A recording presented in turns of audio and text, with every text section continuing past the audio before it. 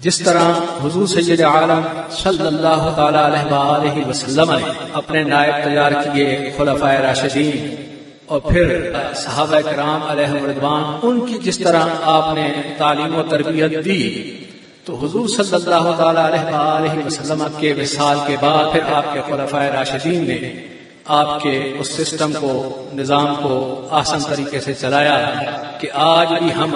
دعا مانگتے ہیں کہ اللہ کرے وہی خلفائے راشدین والا دور لوٹ آئے۔ تو بلا شبہ مفتی عبدالقیوم ہزاروی رحمۃ اللہ تعالی نے حضور صلی اللہ تعالی علیہ وآلہ وسلم کے نقش قدم پر چلتے ہوئے سب سے پہلے انہوں نے اپنے صاحبزادگان، اپنے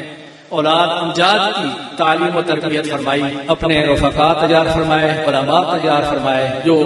ان کے وصال کے بعد پاکستان میں نہیں بلکہ بیرون پاکستان بھی ان کے دینی مشن کو وہ تا قیامت جاری و ساری رکھیں گے۔